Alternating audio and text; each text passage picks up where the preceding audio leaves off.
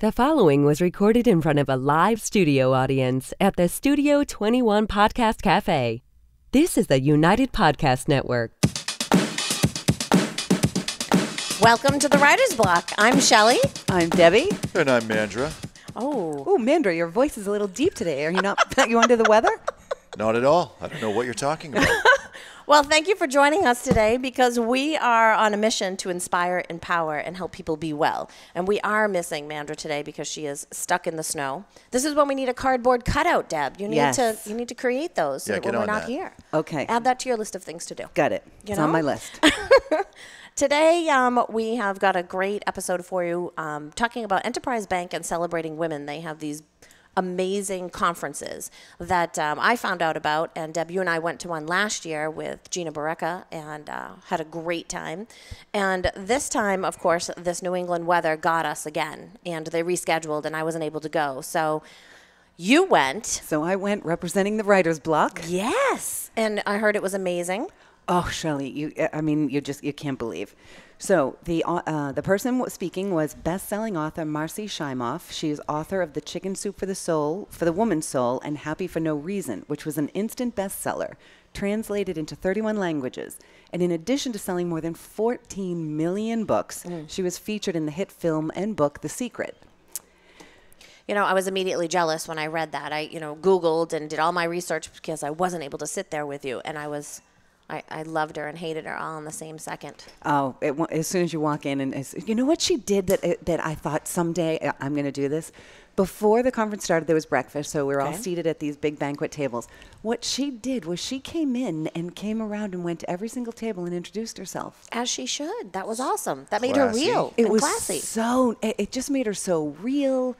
It was just, and so as soon as she started, it was hook, line, and sinker. I was crushing on her. So I just thought I'd fill you in a little bit. The very first thing she talked about was a happiness set point, which I've always believed.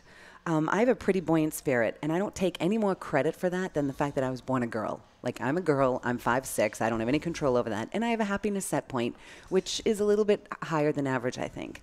The day I really discovered this is I was sitting outside, and I was just having lunch, reading a book, and I caught my brother staring at me like he had never seen me before, and we were young adults at this point. And he said, "What are you doing?" I thought it was pretty clear. I looked down. I had a peanut butter and jelly sandwich, grapes, sour cream and onion potato chips, and a can of Coke. And I was reading a book in the sun. And I looked at him and I said, I'm having my lunch. And he studied me for another few seconds. And he said, "I don't think I've ever been that happy." Oh, I know. And so I believed in this happiness set point, and I just thought the luck of the draw, the luck of the drawer. I thought I was pretty lucky I got born. Well, then I went and heard Marcy talk, and Marcy says, and she writes about it in her book, that it's your happiness set point is 50% genetics, 10% circumstance, and 40% habit. But so to me, it still sounds like there's a lot of random luck to that. 50% of genetics. Well, she said scientists have proven that you can change your genes when you change your habits. So you're in control of 90% of your happiness set point. Well, that I believe because 50% of my genetics is not going to make me extremely happy. But you're a pretty happy person. I am. Right. I am. So it isn't just, it isn't a matter of you have to just stay where you're at. She does say that you're kind of born at a certain place, but you don't have to stay there. So she doesn't just give you this information. She gave us in the book and in the talk step-by-step instructions on how to do that. And what I love is when I researched her a little bit too, because not being able to be there, is she gives you some of those steps in her workbook that you can print out online through her website, which this was some amazing information that I was reading through last night. What a beautiful gift. Yes. So the first thing she says you need to do is create new neural pathways. She asked us the question, and I actually came pretty close, but how many thoughts do you think no, don't look at my notes. I'm not looking at your notes. How many thoughts do you think we have per day? Oh, mine's endless because I'm all over the place. Of course. Thousands, maybe millions. All right, it's 60,000 thoughts per day. How many of that? That's the average person, not you or I. Or Mandra.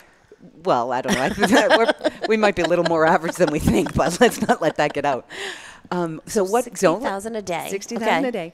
Now, what percentage of that 60,000 do you think are the same thoughts that you had yesterday? Oh, definitely. Definitely. Because Well, it's like a to-do list in my You got head. thinking about lunch. You got thinking about having your first cigar. Well, That's a So man's those world. repeat. yes. Marcy did say that she gave a talk. I forget to who it was, but it was all men. And they disagreed. They said, we have one thought. And she said, no, you have 60,000 thoughts about that one thing. But anyway, this wasn't a man's group. Dirty So- boys. Yes. So 95% of those 60,000 thoughts that you have per day are the same that you had yesterday. I believe that. Yes. I believe that. And 80% of those are negative. What? I know. I don't know if I believe that. This I'm is- pretty close to that. Yeah. And that's just an average. Really? So then she played a video, and it looked like it was somebody who was driving through, say, New York City. It almost felt like you were just watching someone who had gotten into a cab, and they're looking through the window, and they're driving through New York City. Okay. And she played about 30 seconds, and the first time she did it, she played some kind of off-key, rather jarring music. And the feeling I had watching was that person was in fear. It was a big city. You better be careful. Hold your wallet close. Don't look at anybody, in the eye for fear of pissing them off. Well, then she played the exact same video with some beautiful music. I think it was Mozart. And the trip became exciting, a new adventure, and the world became a better place. So Marcy made me realize that the thoughts that are going on in my head are the backdrop music to my life. And what I'm playing is going to affect how I view the world. And that I have a choice of what I play. So, Deb, I think you already knew that, but everybody needs to be reminded of that. That- She just made it clear, I like it was think- a light bulb. I think it might be because I'm a dancer. I don't know, but the idea of a soundtrack, because I am aware of my thoughts and I've tried to change them and I've tried to beat myself up about them when I've tried to, but just becoming aware that they are just a soundtrack. And so I have this image, and actually I have to say I wrote this back to Marcy when I thanked her for the wonderful workshop. I said, I now feel like I have one of those old-fashioned record players. Yes. And that when a thought comes up, instead of beating myself up or trying to change it, I'm just going to take the record off and I break it. Now, when I break it, I feel like that record mocks me as the pieces fall on the floor. It kind of is mocking me, saying, well, guess what? We made plenty of copies. I got that same soundtrack in the closet. But eventually I feel like, you know what? Now that I know it's just a record, I can just break it, and eventually I'll run out of that thought. So it's changing the thoughts. I'll tell you what's changing. The name of this show, we're now going to be called The Therapy Block. This is from a book. Deb's Therapy Block. Now, Deb always takes it just a little bit deeper, but that's good. But that's the good. point is what a gift a book can be. Let And me believe tell me, you, I'm not done with the she gifts. did a lot of exercises, and I know that Sherry, who is the owner of Inspire Cosmetics and the Water's Edge Salon, she went with you. Yes. And she did an experiment with the staff the next day. And the staff always hates when we go to any kind of group therapy or a conference or anything like that, because they know we're going to use that homework. And so she did something she talked about dancing, which I think is probably connected to this soundtrack that she had. Is Sherry had the entire staff in their morning meeting, everybody had to dance. Just for a few seconds, yes. everyone had to dance. Yes. And let me tell you, she was so surprised and proud at the end of the day. Retail sales were up. Service sales were up. All of our numbers were up that day compared to previous days because she made the staff dance. And I know that's Sean going to the sound barista, corny. I demand that you start dancing right now. Sean, good. Oh, that's good. That's good. That's good. Yeah. And you didn't even have to do it for very long. That's No, number not 3. very seconds. Yes. Right. So number 3 of her 4 hints is make your cells, i.e. your body, happy. And she had us at that. So it's brilliant. It Now, is this is brilliant. out of her book, Happy for No Reason. This is out of her book, Happy for No Reason. Her second thing was live with an open heart. And I loved this line. The mind is a wonderful thing, she said, when it's a servant to the heart. And I realized every bracelet I make is some version of that intention. So I sort of knew it, but I didn't actually want to say the words. And having Marcy have it in print that 14 million people have read. Confirmed. Yes. yes. Confirmed. And then her fourth piece of advice was live your soul's passion, which clearly we're doing. So we get an A on number 4. So then she said she needed 2 volunteers. And yes, and as she said this, my arms started tingling. And then she said, I need one man and one woman. So now I knew my odds went down from 50% because there was only one guy in the room. And he was on the other side of the room that I was. So she looked to the other side of the room and said to the guy, so will you come up on stage? And then she said, I need one more. I swear, my arm shot up so fast. I can see you. I can see you doing that. It was like the hand of God was using me as a puppet. She turned and said, I saw your hand first. I mean, it moved like lightning. It drew her attention over to me. So she said, will you come up? So she did muscle testing. So now I'm up on stage in front of all these people, and she had me say into the microphone, I'm a bad person. That must have killed you. My whole body kind of contracted. It did not feel good. Did not feel good. And because I was saying it, my mind was going to the places where, I'm not, maybe I almost like I was proving to myself what I was saying, maybe I'm a bad person. And so when she muscle tested me, my arm dropped. I was weak. My body knew I was lying. I know, and that sounds like such a hoax, but I have seen that before in other presentations, and I saw the video of you doing it that day. And it is that you're just holding your arm out to the side, and she's pushing on it. For muscle testing. Yes, and she's a much more petite than I am, and it isn't about her overpowering me. She tested me first to see what my average strength was. So when I said I'm a bad person, my arm just dropped, and there's a bit of me that's competitive, and hold your arm up. I'm going to hold my arm up, and I thought there's no way this tiny petite woman's going to get it down. Sure, drop like an acorn. So our body has wisdom that is different than our minds, which means we don't have to believe everything we think. So then she said, now say you're a good person. And my voice got stronger, my posture got stronger, and my arm went out, and I thought to myself, Marcy, you can hang on my arm. It's not going anywhere. So it was really, it was mind-blowing. If it hadn't been happening to me, I wouldn't have believed it. Because it almost seems like it was a magic trick. It felt like that, and I was in the middle of it. Mm-hmm. So then she finishes her talk, and so now she's doing her book signing, and I'm in line. And I'm near the back of the line. I keep kind of letting people go ahead of me because I'm desperate to ask her to be on our show. And I practically talk myself out of it. Our show is mighty, but it's tiny. She has 14 million books in print. She's a New York Times bestseller. She's sold millions of books. And I don't want to put her in the uncomfortable position of having to reject me. I'm trying to spare her the indignity of my rejection. So my turn comes up, and I hand her my book, and her face is so open, and her smile is so genuine, I hear myself say, I have a podcast that is designed to inspire and empower women and writers. Would you consider being a guest? And she says, yes. One word, 3 letters. And then, yes. Debbie, do you spell your name with an I or with an IE? And I say, I spell it with a Y. And she starts signing my book. And so I said, excuse me, Marcy, but you said yes? And she just shakes her head and keeps signing. And so I have to reiterate, yes, you'll be a guest on our tiny little brand new show. I didn't say that part. And she said yes again. I repeated it 3 times. And then she turned to her side and she asked her assistant for a business card. And she turned it over and started writing on it. And she said, don't use the email on the card. Use this one. Ooh, you got special treatment. I got her phone number and her personal email. She may regret that later when you're stalking her, Deb. Exactly. 3 o'clock in the morning. Right. Just checking to see if you're okay today. Yes. What are we going to wear tomorrow? So I walked away slowly, and I was gripping that card so tight, I swore the tornado from The Wizard of Oz was going to come and grab it out of my hand. I thought her assistant is going to come and say, oh, I'm sorry, that was a mistake. That wasn't for you. That was for the big people on the writer's block or the big writer's podcast. But you know how sometimes epiphanies are like lightning bolts? Yes. As I'm walking away clutching this, I had a lightning bolt because I realized I write because I love to write. Sure. I mean, my first book, I have to be honest, I made a little bit of money, probably enough to buy us both a cup of coffee, but you're going to have to leave the tip. I mean, I'm writing because I love writing. My second book's coming out. But that's what makes it good, because you're writing from the heart, your passion. You have the passion for it. Well, because I just absolutely love it. Well, when I walked away and when she said yes to us, what I realized is I had in my head that her level is different than us, and that if I ever were to become her level, I would have to change. I would have to be more polished. I would have to write what I'm supposed to write.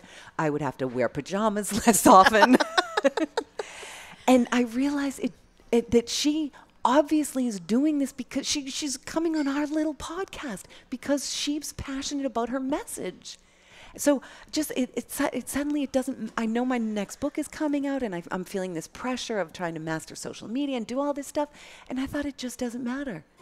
It just doesn't matter if I sell one book, or if I, become like my friend Marcy and sell. Let's say I get to 1 million books before I work my way up to 14 million. It just doesn't matter. And there was so much freedom in that. It was such a gift. But just in case you thought I was done, or not really me, but the power of this incredible woman, she's not done with me yet. She's that good. So the next day, I'm in my house, I'm in my pajamas, and I'm walking by the couch that I've walked by 1 million times, and I hear something I have never heard before. What do you hear? Silence. Okay. And for about 2 seconds, and I'm kind of stunned. And what I'm stunned at is how loud silence is. But it was something that I've never experienced before, and I was a little bit uncomfortable. So I put the TV on, and I put on the country music channel, and I just didn't give it another thought. But the next day, now this is 3 days after I've met this woman. Okay. 3 days later, the next day, it happens again. And this time I'm not as surprised, and I hear it for 3 seconds. Now, my dog barks, but I hear it from outside of me. Inside of me, there's this silence. And it's just, there's so much space. Are you still afraid of it, or did it feel warmer? Oh, no. Now I'm like, oh, this is good. Oh, okay. But then I started thinking, oh, my God, Marcy's amazing. Oh, I've got to email her. I do have her personal email address. Of course you do. And then I actually start thinking, I'm kind of awesome, too, because I have this skill now of hearing silence. So now I realize, okay, no, I'm thinking. So do you think that by going to her conference, it kind of gave you a center, that you shut some of those voices down for a minute and just being? It just, I have already had this book, but I started reading again, actually, now because she's touched this one. Now because she's your new best friend. It. Yes. Don't worry. Trade it in. Don't worry, you're still there. So this morning I thought, when we were getting ready for the show, I tried it again, and I could feel this thickness in the space, and what the thickness was all my thoughts. I was thinking about today's show, and I was thinking how I knew Mandra wasn't going to make it, and how we were going to do it without her. I'm also going to be a guest on the Friends in Recovery podcast later today, so I was thinking a little bit about that. But the gift was knowing that thinking is just a mind exercise. Remember a couple weeks ago I mentioned I bought a trampoline? Yes. I don't get on that thing for 24/7. I exercise, for 30 minutes, i.e. 5. I bounce for 5 minutes, and then I get off. And that thinking, that chaotic loop of thoughts that are always swirling in my head is not my reality. It doesn't have to be my whole reality. That I don't have to be a victim to this cacophony of all these jarring thoughts. So Marcy, through her book and her energy, gave me the gift of silence. And that is the power of books. That is why we write and why we share our stories. Right. I'm just... And now with your new best friend, you have got her a few dates scheduled that she might join us. Yes. And she is going to join us, actually. Yes, she's going to, and it's soon. It's in April. We just have to coordinate with when we can do it. But yes, by the end of today or tomorrow, we're going to have it nailed down. I wish you could feel Deb's energy right now. She's like radiating with passion. Exactly. Whoa. Oh. Yeah. That's amazing. That's awesome. And so, when we're doubting ourselves, when we're getting busy, I know yesterday you were having kind of a really busy day and wondering how you're supposed to fit all this stuff in. But when you wrote to us, Mandra wrote back, this is why you have to write a book, Shelley. Because it's the power of when you have a message I feel like it's a gift that we are meant to share with the world. And making that connection, because sometimes when we have that day, it feels like we're the only one. But if we share that, there's a million other people that feel that as well. And Marcy in her book has definitely done that for you. Yes, so much so. I'm inspired. I'm empowered. I'm in awe. And we're not always writing on our projects, so sometimes we need to do this little outside research, and these conferences are amazing. Enterprise Bank puts on celebrating women conferences a couple of times a year, and there's another one coming up too that we're going to try to get to as well.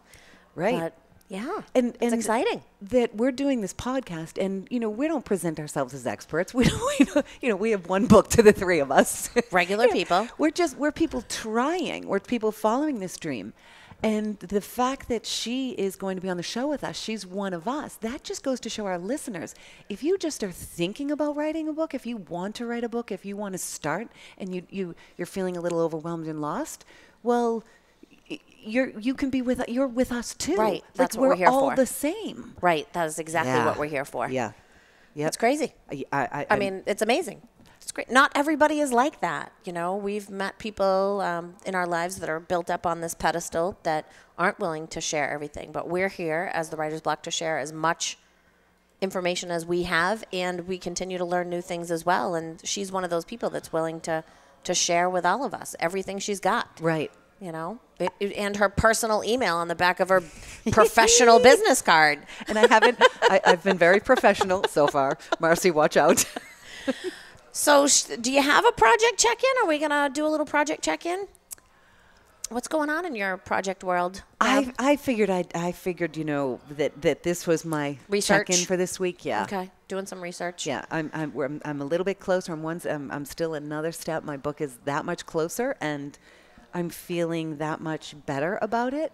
Nice. And less pressure. It's going to do what it's going to do. My job was to write it and to do the best I could, and that is exactly what I did, and I'm proud of it. Is it on par with Marcy's book? Maybe not. Well, yes, maybe not yet, but it's different. It This is. is mine. It's fiction.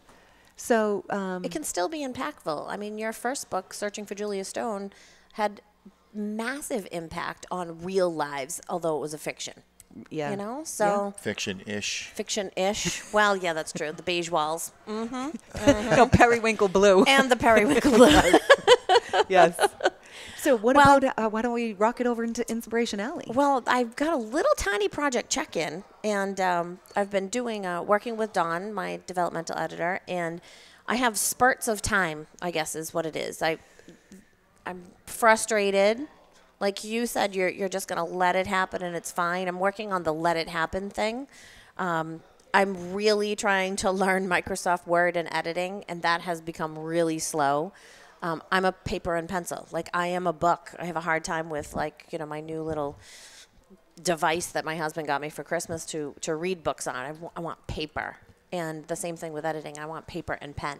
So I'm slowly learning that Microsoft Word and powering on through and having those spurts of time where I send her probably 5 short stories and then wait for them to come back and then edit them and send her 5 more, because I've been on the road traveling a lot and have not had time to either write the story or edit the story or enhance the story or even Look at the spell story. check and grammar the story. And full intentions. I'm like, I have an airplane ride. Piece of cake. I'm good on the way out to a show. On the way back, I am. Yes. There you go. That's it. I am out before the plane takes off, before the wheels rise up. So it's been learning how to juggle that and being okay with it. Being okay Right. with not opening that laptop. Like, it'll come. So I walk around the neighborhood, and Mandra sent us all of her info today for her Mandra's Be Well Corner. So what I think is really funny is, have you ever printed from your phone to your air printer Silly at home? girl, of course not. Okay. Well, when Yes, I have. You have? So if you print from your computer, but if you print from your phone, well, on my phone, because right. my phone has big font, so it prints like ginormous kindergarten letters. So Mandra had talked about her wellness corner. She's in the middle of doing her Whole30, which I've officially started today, drinking my black coffee. Ooh. Yeah, I'm going to do it. But she's coming up on a new challenge, and what the hell do you eat in the middle of a snowstorm because she has no power and everything else? So I'm going to have her kind of check in on that again when we do our next podcast. But she talks about putting her food in a cooler. She talks about these pre-made meals with the RX bars and things like that are all working for the Whole30 that she can put together. And she just talks about what she can eat in the middle of a snowstorm when she has no power. So we'll have her kind of check on that a little bit more when she Wonderful. pops back in after our, When it after our warms up. snowstorm melts and the snow melts off, We're like the mailman of podcasts, though. We're here. right? We're And gonna she deliver. would be too. And Inspiration Alley with a little rocket over there is social media has been, a challenge too as well, finding the time to do that. So I decided I would make a website called shelleydevlin.life, and then that connects to all of my social media. So that connects to my Facebook pages and my Instagram pages, and you can contact me through the website, shelleydevlin.life.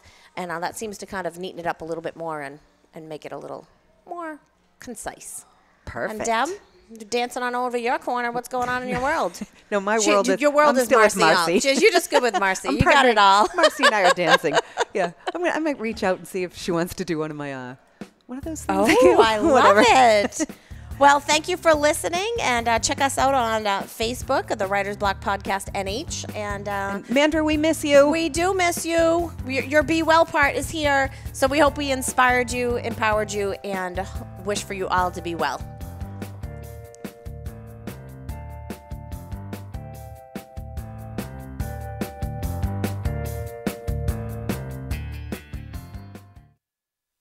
The views and opinions expressed by the hosts, guests, or callers of this program do not necessarily reflect the opinions of the Studio 21 Podcast Cafe, the United Podcast Network, its partners, or affiliates.